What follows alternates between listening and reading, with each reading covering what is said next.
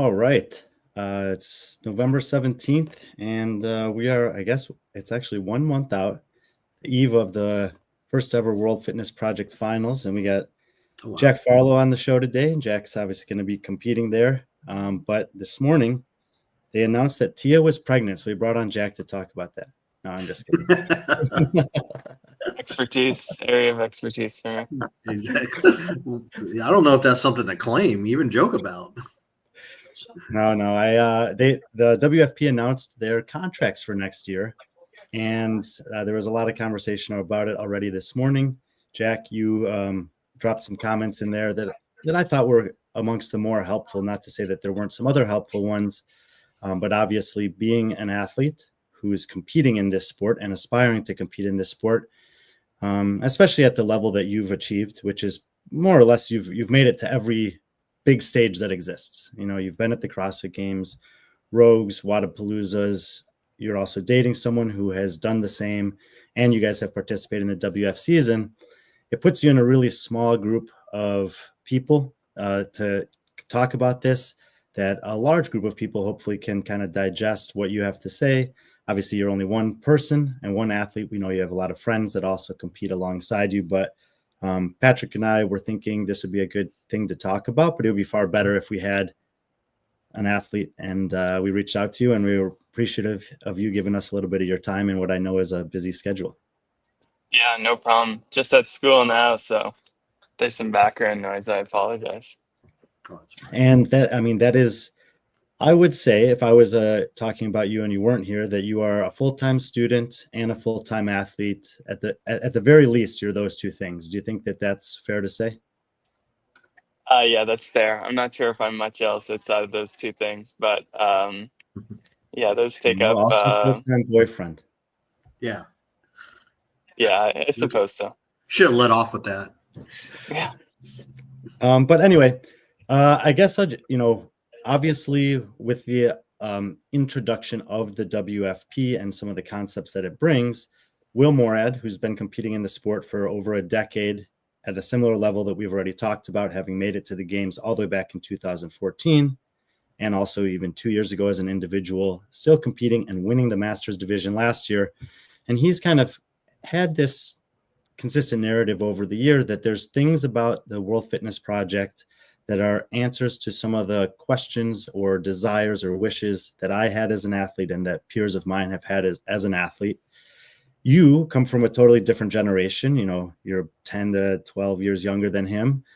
So you probably, watched him compete, watched those guys compete. And now you're a part of a group that's in that kind of 20 to 25-year-old age range that's already had success, but is obviously have a big future if you want it in the sport as well. And so really the first thing I would like to ask you about is, with a season that exists that offers these kind of guaranteed payments, and we understand that they're minimums. We understand there's some advantages in addition to the paycheck with the travel covered that we've also seen from a competition like Rogue in the past. But if you're able to procure one of these Pro Card contracts that Patrick has on the screen, what does that do for an athlete as they try to enter into another year of competition? Yeah, I think like for me personally, viewing these things, especially like towards those bottom contracts, like the 10 and 12,000, I honestly think that the lack of qualifying and then also not paying for travel and stay, like that's, even though like from a money sense, it's not worth 10,000. It's almost more valuable because it's guaranteed that you're going to be spending those things to go to the comp, and then I would hope to out earn 10,000 myself if I was at a comp. So I guess first and foremost, I think we can't just overlook those extra details, like the kind of add-ons to this, because in a sense they're almost more valuable because you're guaranteed that that's money saved for you, versus these, if you over earn, then these basically don't mean anything. So I think just that's first and foremost important. Now, I guess like having this guarantee is nice, because I mean, me as an athlete, I've had a couple like really bad showings at a comp, and and it kind of just, like, for example, semis in 2024, I have a bad first half of the event, and my year of training was kind of useless. One, because I wasn't able to move on to anything else in the season, in the CrossFit season, but two, I totally just threw out my chances of earning any money at the games, by not making it. So yeah, like that's nice. Like things could go super south all year, and I'm you're still gonna get at least 10,000. But for me personally, I think those travel and hotel stipends are like just as important, if not more important, unless you're rocking one of the huge contracts at the top. But yeah. Well, Yeah, Jack, and currently you're in 20th, I believe. If you take out Victor Hoffer and Jason Hopper, who have elected not to compete in the finals, I mean I think that moves you up from 22nd to 20th. So you're actually in one of those spots that you're kind of looking at, and it's a coveted spot. I mean, yeah, like you were saying, it's guaranteed money. So now heading into the finals, that's something. I guess instead of chasing, you're going to be defending. Yeah, to be honest, I think I am chasing. I don't I don't plan on staying in 20th myself. I I'd like like that. to I move like up. that.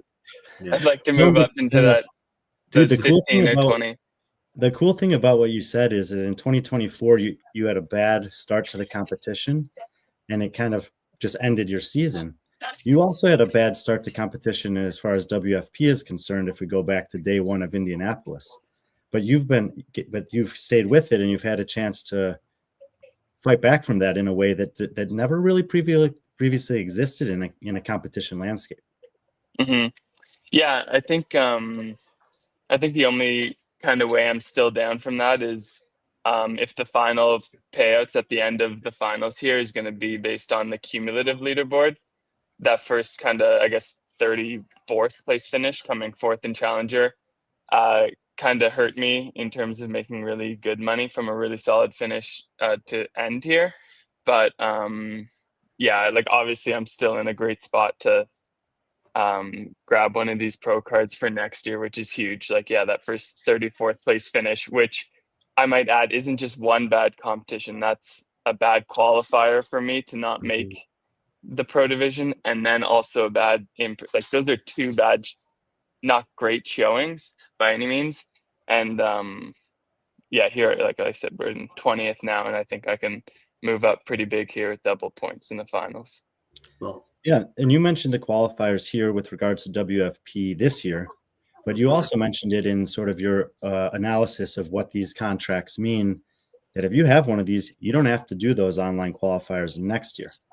I know from being on the backside of WFP that the sport team has actually Will had a really good understanding in talking to him prior to this season about how important those qualifiers would be for challengers.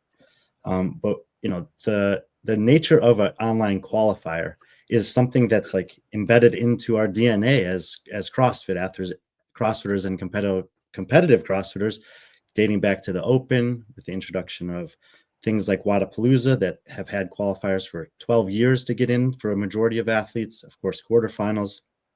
There's so many qualifiers now. And for athletes at the level that you've already reached, I would assume that when you have to kind of pause to focus on those qualifiers, whether it's an Open or a quarterfinals or a WFP or Wadapalooza, like you said, that your 2024 season was kind of off for naught. And it's like, not only did you not get to advance, but if you look back the last 2 or 3 months, you've been doing all these online qualifiers and prepping for this comp, and then it all just ended. And I think that, once you reach a certain level, the qualifiers go from being like a fun, cool thing that you get to do in your gym with your friends to something that's in the way of you achieving the next steps of your professional career. Yeah, I think the best people in the sport, or at least those with good coaches, are actually doing progressions week by week. Like it's not just pick a Metcon and okay, we'll sub it out for some qualifiers. We're doing progressions based on what we need to work on. So, for the second qualifier for WFP, I kind of had to make pro there. So like I couldn't, if I wanted to make the finals, I couldn't really afford to be in the challenger division. So I had to put a lot of I guess, resources towards that. So I redid every workout at least once, most of them twice. So that ended up being a full week, which was spent towards this, which is, I mean, super tough, from stress on the body and mind. And then I just missed a whole week of progressing on, certain movements that I need to work on. And so I think that's one big thing, is it allows you to train more. And then for me, that frees time to hopefully fill that these weekends, which were equivalent to some live competition and in stress and wear and tear. And I can replace that with a real competition next year where I can hopefully earn something, whether that's money or just get some eyes on me, which is nice. Yeah, I mean, that's another cool thing to mention, because I think I saw in some of the comments back and forth, someone was saying like, well, it's because of CrossFit that people know you. And you're like, well, do people even know me? And obviously it's a big investment from WFP with exposure for the athletes. But that's something that it's nice for us to hear, because we have been striving to try to get, it's tough, obviously, the nature of the sport. Your eyes are always drawn to the person in first and to the leader type of thing, but it's so hard just to be on that competition floor. Is that something that you actually look at when you go back and watch your competitions and see like, all right, I went there and did that stuff, but what's sort of the footprint or the record of my performances there that exists in the form of a broadcast or a live stream? Yeah, I mean, I think I'm lucky that I have some heavy hitting ability. So I usually get pretty good airtime if you base it off of overall finish on a leaderboard, or relative to overall finish. So yeah, that's good for me. Yeah, I don't know. I like to make some noise. I guess everyone does, but it's difficult to do when there's so many specialists at different things. And I feel like I'm almost losing my ability to do that with a heavy bar now. But I guess depends who's at the comp. But I think with that being said, within the next, heck, even at this comp, but for sure in the next coming year, I can make that noise by being in the final heat in some of the center lanes, it's better than being first heat and you lift big kind of guy. PC, you got something? Yeah, well, you mentioned being in those first heats, but WFP kind of offers a kind of unique take, and you kind of saw that at Mesa, where that first heat necessarily has a lot of these well-known athletes, and some of your friends too, Tudor, just athletes like that, Nate Ackerman, athletes that are. So I think I think overall it's not. Yeah, you want to be in that last heat. You want to be center lane, obviously, but you're still learning as you're going through comps, and the more elite competitions you're at, the more I think you're going to level up. Yeah, I mean, to be fair, I was never in the first heat all There you weekend go. at the last WFP. Hell And yeah. Tudor finished top 10, so Yeah. he's a Yeah. final heat guy. Yeah, you guys have making a habit of making me look bad. Yeah, Some would argue, Brian, that you do that yourself. You don't need any help. Those people, they're very good at making compelling arguments. Jack, I think also, obviously is just the nature of the sport is a little different than some other sports where it's difficult to do it too often at a very, very high level. Based on your experience over the last couple of years, have you kind of identified for yourself a number of serious investments in competitions you can make in a 12-month span and perform at the level that you would like to? To be honest, I haven't really had that luxury because of school. So I'm basically maximizing time that I can spend away from school. Whereas load on the body isn't necessarily a limiter for me, or hasn't been up to this point. I think it seems like for other athletes, like maybe that is catching up to them now, is lack of preparation or lack of thinking, I guess, about that. But I think if you're going to plan to compete, I don't know how many times some people have this year, like six plus big competitions. You can't have them all as like A tier or like whatever, like top tier in terms of your preparation. Like For the finals here, I'm going to be doing like almost a 2 week slow taper. And like if I do that for every, and then and then it's going to be a huge comp, and I'll take some time off after that for a full decompression, or at least some easy time, and then go back into a base building phase, which I'll kind of ride through the early comps for next year. Like I can't try to sustain this peak level of fitness for 12 months, 6 comps in a row. And if you do, I like, yeah, like something's gonna give. It's just impossible to do. And so I think like this next year, I plan to do a lot of competing, and it's just gonna turn into prioritization. Like I'll probably be at whatever, like 90%, not have that final finishing sharpening of my skills and fitness for a lot of the comps that I do, and I'll pick and choose the ones that I kind of really dig in for and do that final peak and taper. Yeah, and all of those kind of time frames that you put into there, you also have to consider the travel. It's like depending on where you're coming from, the amount of time ahead of a competition that you need to allow to get there, and then planning for food and sleep appropriately to perform. On the backside, you see a lot of athletes that often say they have travel fatigue or travel sickness.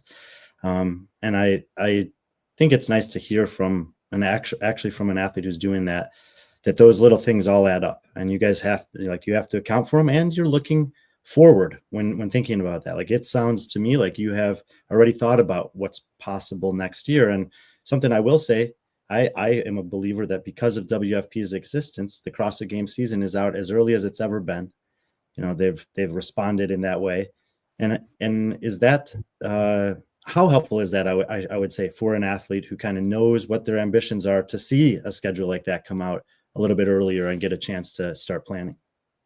Yeah, I mean, I'll plan to have every date that I'm competing laid out like January 1st of 2026, and then start to add in that prioritization. I guess one other thing, it's like in terms of like picking and choosing your competitions, is like, what are you trying to optimize or maximize? And I think that's different for every person. Like it could be money that you're trying to maximize, or some mix of money and exposure, or you just want to have as much fun as possible. I don't know. Like I think all those things change what comps you do and how you show up to them as well. Like, it could be a really good opportunity to go to some of these smaller comps at 100% and just try to like make as much money as possible, and show up to these big ones where everyone's at 100% not as good.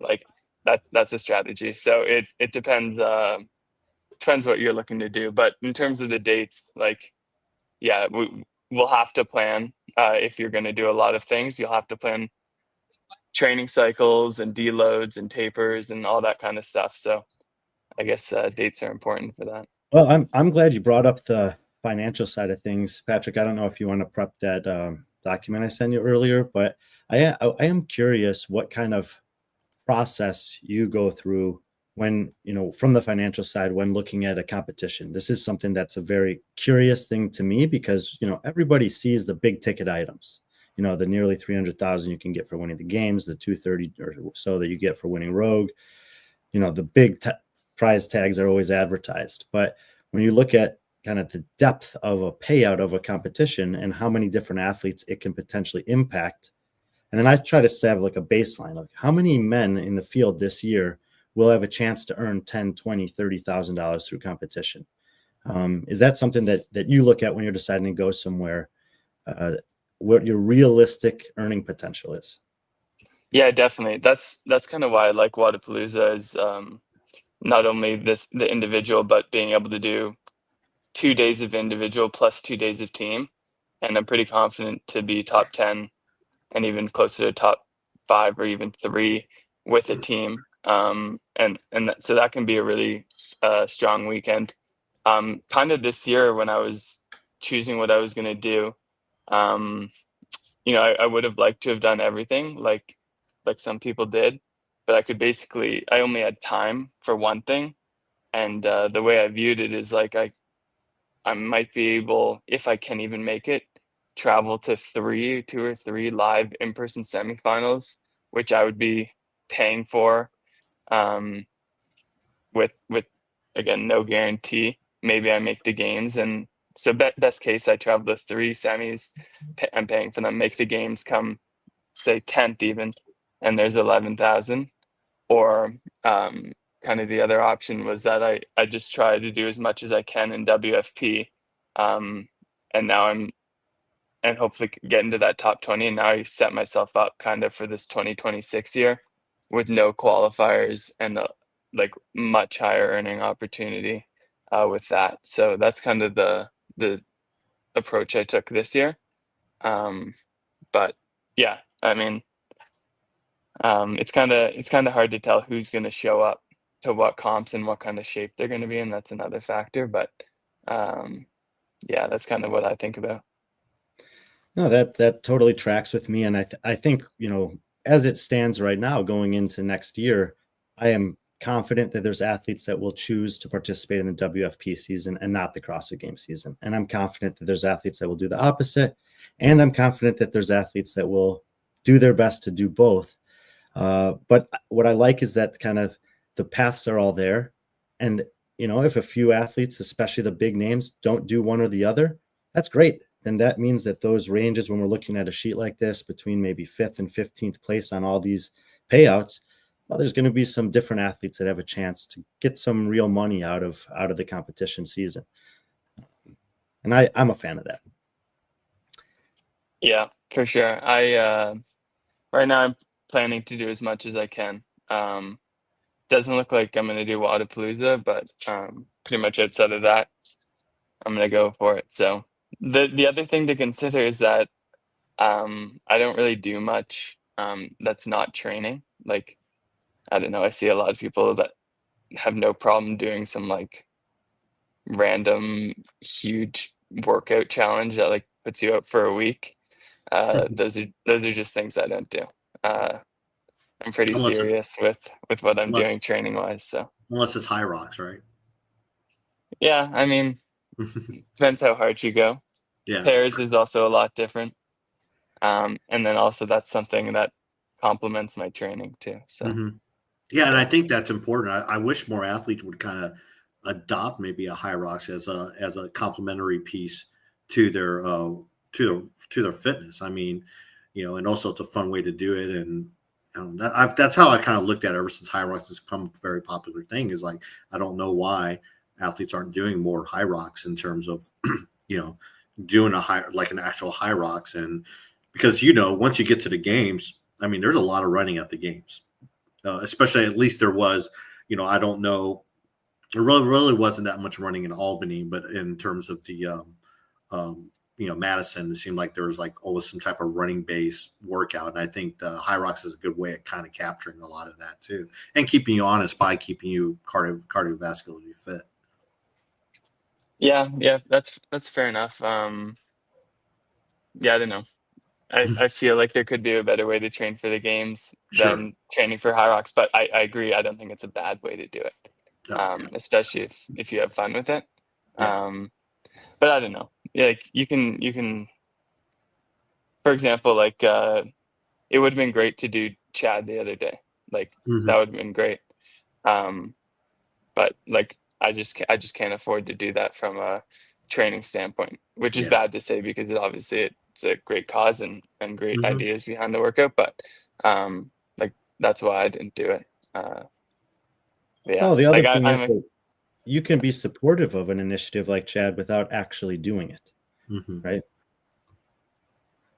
Yeah, no, for sure. Or like, I mean, that's a bad example because there's so much meaning behind that, and maybe it's worth it to throw. I understand that, but yeah. I think it's a great example because same. you have values and you have things that are important to you. And obviously a lot of what we are able to do comes on the back of what people have done before us and continue to do all around us to create the freedoms that we have. But when you are in the pursuit of being as good as you possibly can, it's something as hard as competitive fitness. There's a lot of things you hear people talk about this for the history of the sport that you gotta make tough decisions around. And that's just a part of it. That's why I think that conversations like this are good to kind of get into the mind of what are the things that you actually think about when you're like planning out a year, and also for people who organize competitions or structures of seasons to hear that, like, you know, you're 6-8 weeks out from the January 1st, whatever it is now, but your plan is to have a full plan for 12 months on that date when it's a competition, prepping for, deloading from, travel, all of that. And I think that maybe one other thing that get maybe a little lost in all of the emotion of the year is that this is only the first year of the WFP. There's things that will change. They're planning, getting ahead of things will probably improve. This is year 20 of the CrossFit Games. And it's the first time that we have this season out as early as we have, which is great. So it seems like in general that planning process for athletes and the increased opportunity for athletes is expanding and improving. Now, I would again say that no matter where you think that your allegiances fall, if you are a fan of competitive fitness, those things I just said are nothing but positive. Yeah, I agree. I agree. I don't have Yeah, anything same. else to say. Well Jack, said, I put out a questionnaire on Instagram today. I got 2 questions that came in. Are you ready for them? Yeah, I can do. First question, what would you consider to be a baseline minimum of money earned through competition that would qualify as a good year for you? For me? For you, or an athlete similar to you. Just competition, not sponsorships or add-ons or anything like that. Like if you showed up at competitions and you were able to bank this much money, you'd say that's pretty good competition year. 25 or 30. 25 to 30. And that's a number that I've kind of thrown out this year as well, as I think that there's more athletes who by the time 2026 ends will have reached that minimum than we've ever had before. This is the guy who asked the question, so welcome. Let's see if the other guy's listening. This is a totally different question from Simon. Do you watch the CrossFit Games podcast with Chase Ingram? There's a chance I watched some of the first one, but no, I want to watch the one with Dallin, but then I haven't thought to watch any of the other ones yet. And I think it's only fair to ask that question if we contextualize it with, do you frequently watch podcasts that are about competitive fitness, or is that also something that your schedule just doesn't allow much time for? Well, I listen to a lot of podcasts, but actually I'm mostly interested in other sports, and not even like, when I say other sports, it's all like fitness or exercise sports, and just kind of more the training and mindset behind those sports. So right now, leading into WFP, I'm really interested in swimming, and I'm kind of learning that swimmers, I think it might be one of the toughest sports. Doubles in the pool that are like multiple hour sessions just seems crazy. Yeah, I swim at a pretty high level when I was growing up, and I can tell you that it is a full-on commitment. Yeah, it's very tough. The training is a lot, and then the output, like you guys get to compete over multiple days. Like you go to a swimming meet, you're a 100-meter freestyler, you spend all these months or years prepping, and 45 seconds later it's over. Yeah, I wish I was in a sport that the fear of overtraining was a little less. Like I think it's really easy to overtrain when everything's super anaerobic. In CrossFit, at least, like we do a lot of aerobic training, obviously, but lifting heavy and pushing really hard for short intervals is hard to recover from. Sometimes I wish I was in a sport that I could just like, hit like 4 or 5 hours of aerobic work a day. But yeah, Brian, what do you think? What do you think of times for the 500 meter? Ooh, I mean, when I was young, and I'm talking like 10, there were kids, like 10-year-old kids that were doing like 5 minutes to 5:30 for a 500, which is insane. But you're talking about some of the best of the best. I think that there's men in the field and maybe even a couple women that can go sub 6 minutes on this. I also think that there'll be maybe less than 5 total, but a few athletes that don't finish in the 10-minute time window.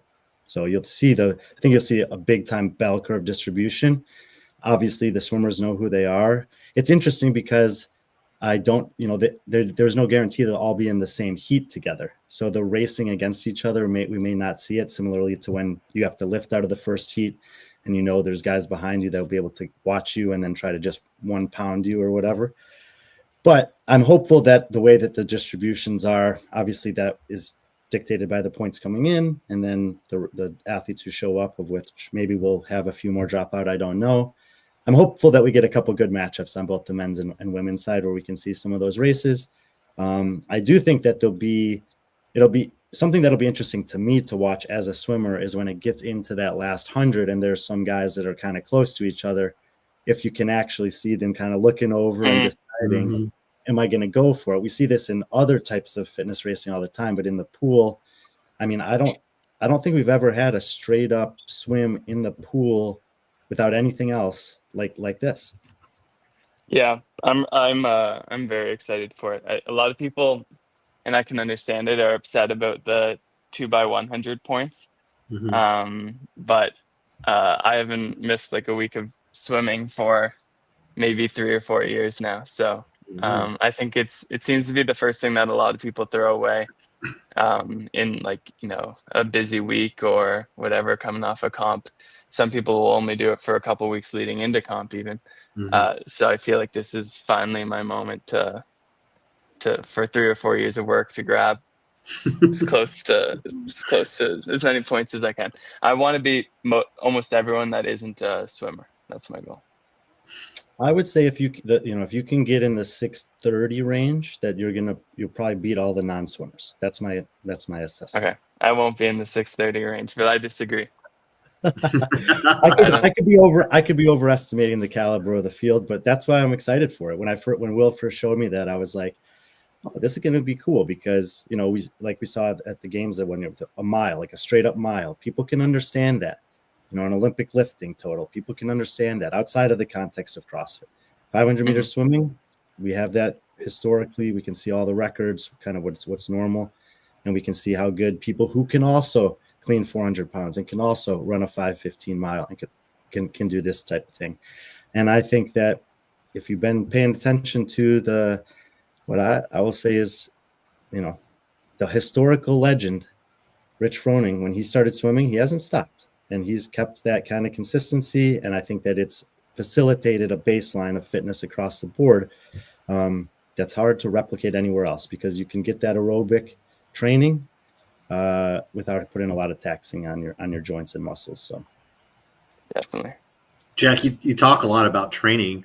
Are you doing your own? I mean, who's programming for you? Who's coaching you? What's new? I mean, ever since I know when Mammoth Training kind of disbanded and, you know, Josh is, you know, moved on. I mean, what's going on with training now with you? Yeah, I'm coached as this comment here leads to. I'm coached by David Spur, who used to coach Brent. So I've been working with him since about April, like I think a week before the first WFP, which is funny because he's my new coach and I show up and take like 2 last place finishes to start. He's telling me, he's just like, oh, what do I do? He's in the back. He's like, you kidding me, bro? I'm really good. Yeah, give me a chance. Just give me he actually wasn't there for that one, and like he has, whether I did great or terribly, like no bearing on him as a coach. But he was there for the second one, and you know it's an interesting case, like first comp with a new coach, like you have no idea how, and he doesn't live obviously anywhere near me, so it's not like we interact on a daily basis, and you know there are lots of different coaching styles. You have no idea how someone's going to be, but no, we had a great time.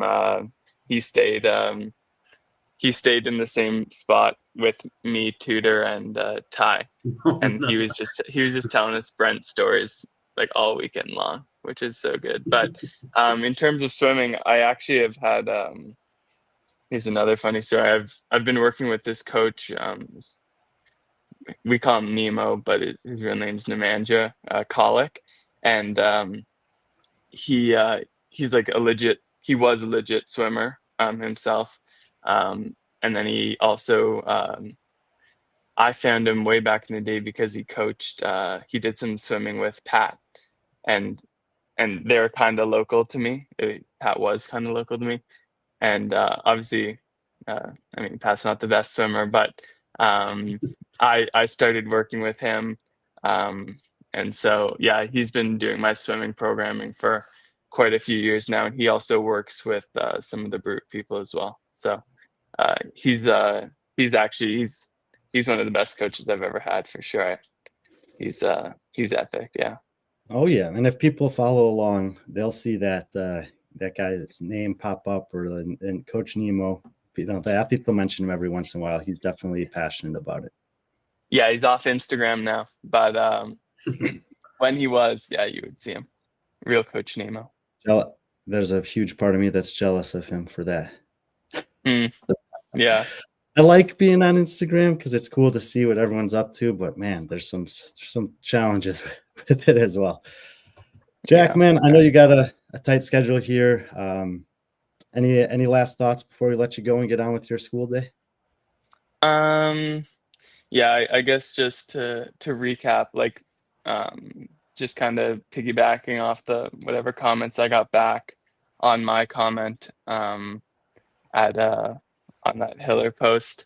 I think there's definitely something to be said in terms of the value that exposure can give you. For example, that season that I'm talking about, I got 10,000 at the games for I think 27th, 5,000 for the placing, and then 3,000 and 2,000 for an event win in second place. And frankly, that's nowhere near the value that I gained in whatever, like following and notoriety and whatever. So there's definitely something to be said about that. But I think like looking at a minimum for money, if you show up and you can't do anything, and then comparing that to an annual salary isn't quite the point, but I think this is like a super solid start. And I'm just thinking like, I mean, me even still now, but especially me, 2023, 2022, those expenses of like paying to do the comp, paying to show up to the comp, and paying to stay for that time in a hotel, like that's enough to take a ton of people out of the sport. So this at the very minimum allows me to keep trying, which is really nice, and just in overall brings up level of competition, I think. So that value can't be understated either. Absolutely not. I think that everyone, if they're honest with himself, wants to see the best athletes compete at their best as often as they can. And I think that things like this, I agree with you, are steps in that direction. Yep. All right, man. Well, we'll let you get back to the training, the swimming, and everything else, and we'll see you under a month from now in Denmark. Yeah, I'm pumped for it. Thanks. All right. Safe travels, Jack. Appreciate you coming on. Thanks. I don't know how to leave, so give me a second. I got you. Just kidding him out. I got him. It's good. Man, Jack Farlow, great dude. We just, obviously with that announcement this morning and some of the initial reactions, Patrick and I were thinking maybe we do a show, but we thought it would be a lot better if we could get, an athlete's perspective. At the end of the day, this is directly impacting them. That does have a big impact on the community and fans and people like us, of course. But I don't know, Patrick, what do you think? Any takeaways, surprising or otherwise, that Jack shared? No, not really. I mean, I think for most, I mean, that's for the athletes. I mean, that's what it's. I mean, I don't understand what the criticism is about. It's like, we haven't had anything like this in the sport. I mean, I don't understand, and maybe that's something we can bring Kotla on at some point regarding grid league. But in terms of having a guaranteed salary, a season structure like that, I mean, we haven't seen it maybe since grid. And like I said, I don't know enough about grid in terms of what their salaries and contracts were like, but I don't understand the negativity around it. And, when you have athletes like someone like this is what it's good. It's good for this, I mean, yeah, you'll have some athletes that might defer and do like the game season, but I think the WFP season more than anything, it's built more for those up and coming athletes to keep them in. And I think that's important. What Jack said, to keep them in the sport, at some point you have to grow up. At some point you got to make money. I mean, I look at someone like what? Oh, geez, forget. I'm drawing a blank. Left the sport. Teen athlete left the sport. Came back this year. Male or female? Male. Oh, geez. But anyways, Wish I could help. I know. I'm sorry. It's just like there's this. But you see that. You see some athletes leave away, go after college, they get a job, and then you don't ever hear about them. I mean, that's what the teen division. You can go through it, and see that. And yeah, I mean, I'm thinking. I don't think it's that you're thinking of, but I'm thinking of Cole Greasehaber. He's currently out. Like, we're not seeing him this year. CJ, we've talked about this before. You keep on using the example of someone like Ty Jenkins and Nate Ackerman. Even someone like Jennifer Muir. I mean, that's the example I keep on using. And I know, like I said, what Hiller's saying is like he wasn't comparing it to the game season. He has some issues with the game season, but I don't know what his issues are. What his issues are, like trying to compare, hey, go get a job at Costco. They don't want to get a job at Costco. They want to do fitness and get paid for it. So I think that just like, in true Hiller fashion, he always grab something like that. I've had a chance to have some interactions with friends and also a few just people that are, I've had conversations with over the years in the past couple of weeks with some of the, sort of perceived negative storytelling around WFP, what they're up to, et cetera, et cetera. And I think a lot of people are really hung up on the affiliate thing with WFP. And that seems to be a common narrative to me, dating back to, I think it was March or April when they kind of rolled that out and that word was in there, that struck people who were maybe willing to give them a chance, be patient, watch things play out as like a red flag. And what I would say to that, and by the way, I'm wearing my Wildlaw shirt today, solidarity for my friend Roger. And like, people make mistakes, companies make mistakes. I'm not saying that WFP would say that was a mistake or not to use that word. You haven't seen them pushing a lot of that since then, but you got to have some grace, especially if you're a person who speaks publicly or someone who's putting themselves out there. I mean, WFP had to know coming into this ecosystem that it's a tough landscape. There's some people that I don't think so, because again, I've talked to other people. Like I said, I'm involved in other sports. I have a lot of friends in media and other sports, and I show them what's going on in a media landscape in CrossFit, and they're just amazed by it. They're in terms of like, the criticism, the negativity and stuff like that. And I know there'll be people arguing, what do you mean those sports there's negative stuff, blah, blah, blah. Yeah, there is, but there's far more that outweighs all of that. You can go to ESPN, to open up ESPN now. Yeah, there might be something there that's negative connotation or something that's talking about someone's personal life, but the majority of it's about the freaking sport and what has drawn us to sport to begin with. Is like the whole cool thing about sport is that it shows, human beings at their peak performance, at their best moments. And then even when people are in their worst moments, that's usually like yesterday. I mean, I was Division II conference women's soccer tournament that went down to a shootout. And soccer, when it comes down to PKs, to the side who's going, there's going to be someone that's going to walk off that field upset. And it's usually going to be someone. And to sit there and watch like this poor young, I think she was a freshman, she missed wide and it cost her team the postseason. And, just to see that. But the thing is, like, everyone gave her a standing ovation, even though because people can relate to that. So, that I think that's the part, like all the negativity and all that stuff. And like I said, when I see that in other sports, it just blows my mind, and people from other sports they see what we're seeing in our media. And it's just like, I hate to use the word because, it offends some people, but it's toxic. It really is toxic. The media space in our genre, in our little thing is very, very toxic.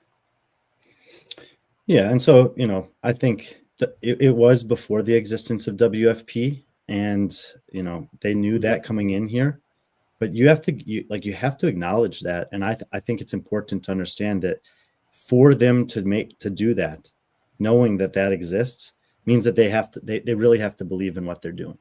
Yeah. And it seems like if you're able to piece all the puzzle pieces together that are out there, that they are committed to a multiple year effort of this front. And the people who are the other thing that I keep hearing is, well, how are they going to make money? Like that is still prevailing as something that people are obsessed with. And it's like, well, let's wait and see. I think even in the comments today, I saw someone say free venues and broadcast deal or something like that. Yeah. Like, yeah, those would be huge things as just kind of starting points. But businesses in general are advised. I mean, Two Brain Business, I remember watching a podcast with Two Brain Business and probably Sevon, which was Chris Cooper and Sevon back in 2017 on the couch of my buddy who owned an affiliate that I was coaching at the time, where he was talking about multiple streams of revenue. And yeah, so was the choice of the word affiliate the best choice by WFP? Probably not. But was the choice to offer something to the community at the gym level, something that's, I mean, almost everyone's doing that. HYROX is doing that. HWPO, Proven, Mayhem, on and on and on and on.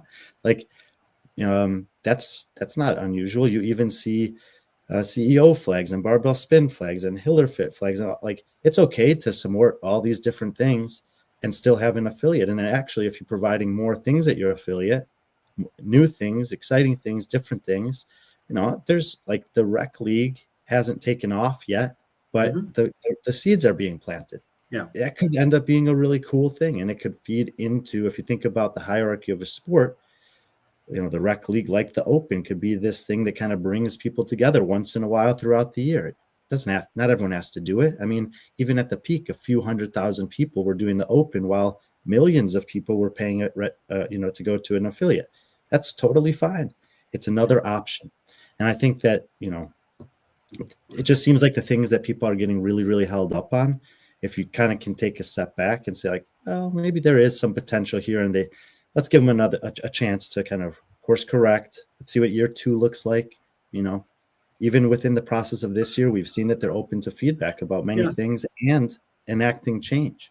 Yeah. And the same people that are asking all these questions, these harsh questions of WFP, have asked those harsh questions of the CrossFit Games for years, and they've been met with nothing. There was no change in a lot of those ways for many, many years. And now CrossFit is also starting to do some of those things. That's great. This is leveling like, up. Right. This is like, okay, there's a McDonald's on the corner. Now there's a Burger King. Well, suddenly the McDonald's feels a little bit of pressure to do a little bit better, whether it's marketing, quality of food, whatever they want to do better, brighter lights, because there's someone else that could potentially be stealing from the market. But probably both will draw more people to that area, because now there's 2 options instead of 1 type of a deal. So I think you can definitely put some positive spins on all of this. But certainly if your interest is putting a negative spin, you can. The thing that Lynn identifies here is, it's funny how people who earn money through talking about this sport are seemingly detracting or wanting to detract from the athlete's opportunity to do that. That is confusing to me as well, Lynn.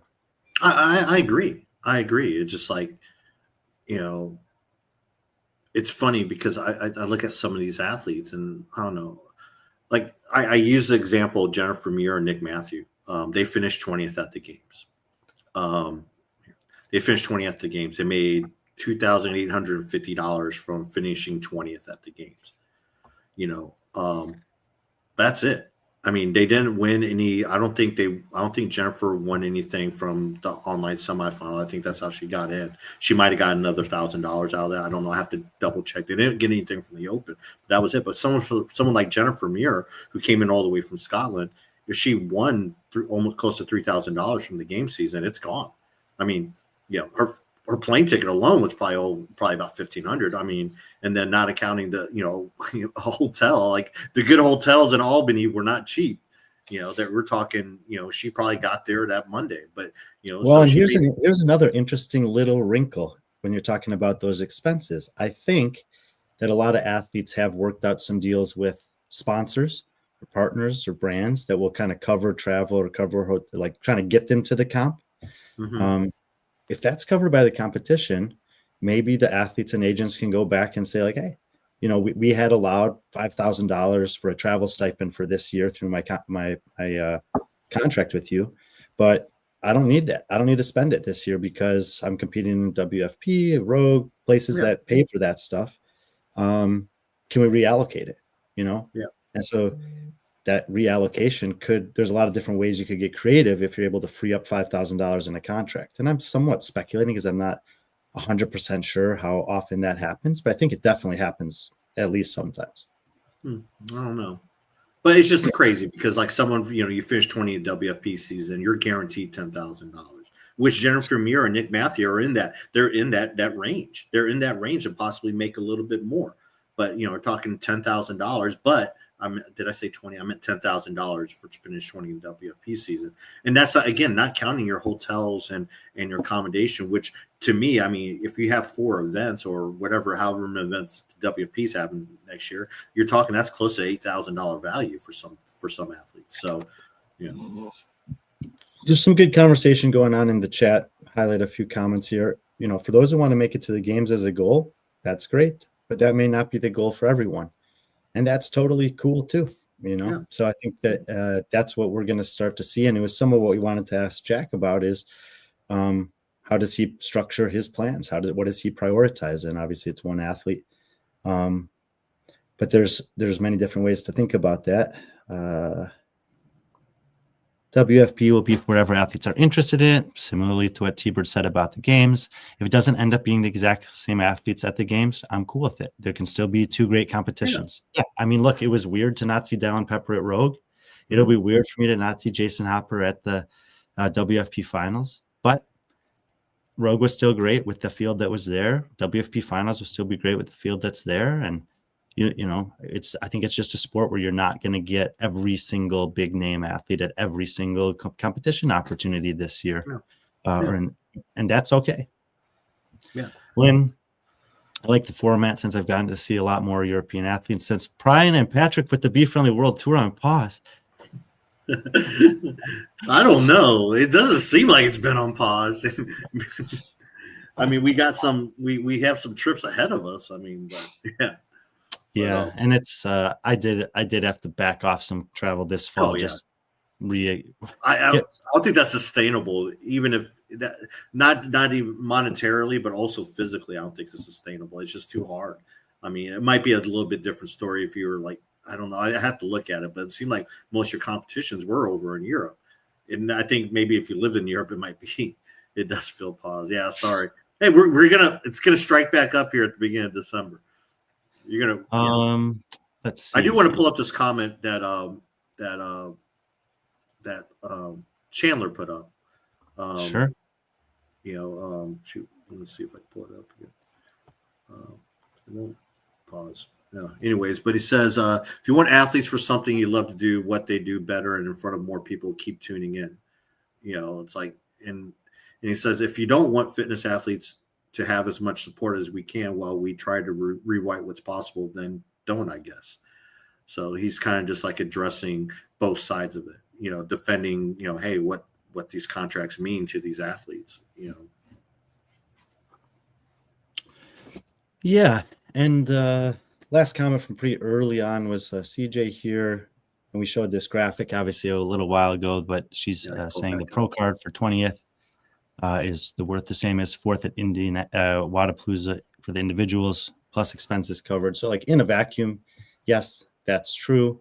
One of the things that this, that's really interesting to me about this graphic is if you look at just the kind of the first 2 lines, and that for the CrossFit Games, for Rogue and for Wadapalooza, the percentage is 43 to 50% of the total purse allocated to first. That's not a crazy distribution. If you think of things like poker tournaments have a similar 40 to 50% to first place type of payout. But the drop off is pretty steep. In the case of the games, it goes from 50 to 10%, Rogue 43 to 15, Wadapalooza 48 to 19. At WFP, because the big ticket item is less, you get a little bit more distribution of the wealth at higher percentages to more of the athletes. And I think that going back to what I had said about kind of what Will's been saying all year is that's one of the ways that the WFP has shown a change in the way that they approach things to kind of hopefully kind of level up the experience for a bigger group of athletes to create what Jack was talking about, which is more sustainable opportunities year in and year out for athletes to get on the grind. It's difficult. Like, you're not just going to decide one year and suddenly be amazing at this. I would think in the history of our sport, we have one example of that. Matt Fraser, basically. And even he didn't make it to the games in 2013 regionals.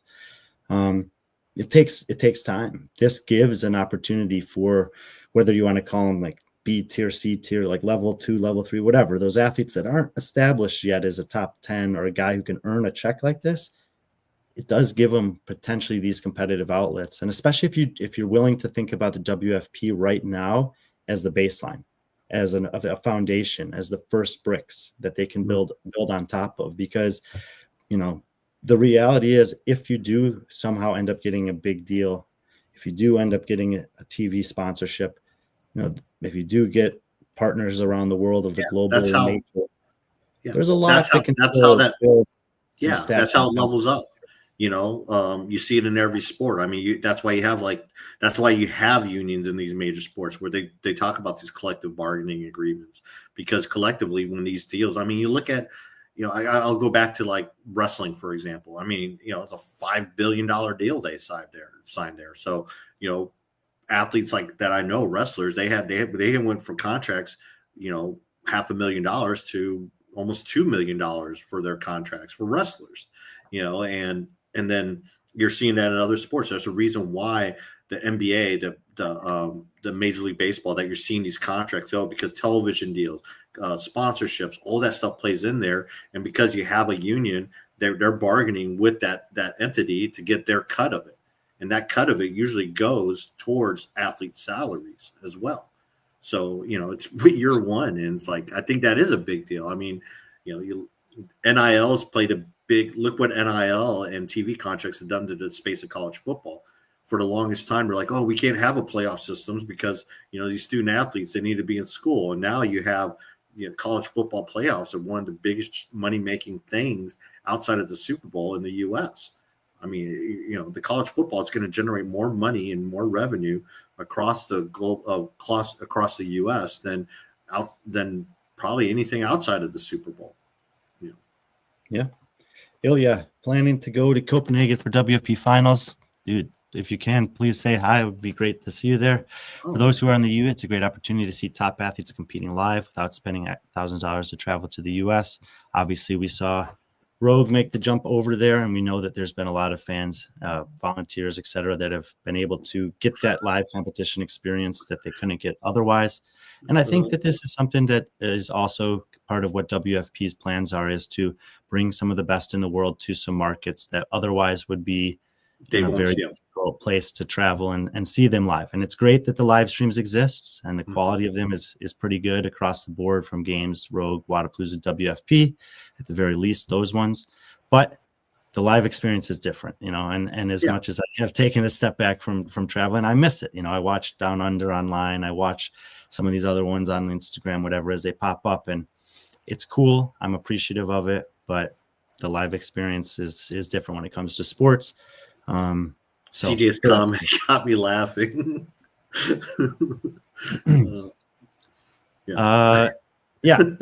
So I told Patrick I'd have about an hour, right in an hour. So I think that's good enough for today, unless you do want to just take a second to talk about Tia. Oh, yeah. So Tia, obviously, as you all know, she made the announcement. And kind of, everyone has their suspicions, but she made the announcement this morning that, she's having another baby on the way. So Will is going to be a bigger sister, older sister. But congratulations to Tia and Shane and, the Proven family, on that. Obviously there's a lot of athletes congratulating them, but what that means for the CrossFit Games season, wow, I don't know. Again, there's a lot of speculation that, if Tia's not there, maybe some athletes will come back. I don't know, but it'll make the game season again interesting, just like it was, a couple of years ago when she wasn't competing. Yeah, obviously every athletes kind of have their trajectories in and out of the sport. I don't know if this means we'll never see Tia again on a competition floor or not. She's obviously proven she can bounce back very quickly to a very high level. So if you're hoping to see her again, I wouldn't rule that out. But Will Laura return? Who knows? I think there was a lot of conversation around that in some of the posts this morning. And like Jack said, people are evaluating their choices of where to compete and why to compete very differently. Laura happens to be in a very small minority of athletes who's earned a very substantial amount of money through competition and then the other things around it, where she doesn't have to maybe factor in all the little financial decisions that athletes who are just coming up would have to take very seriously. So she could potentially pass on that from a financial point of view. She may value the championships that come with it and see it as an opportunity to get a second one.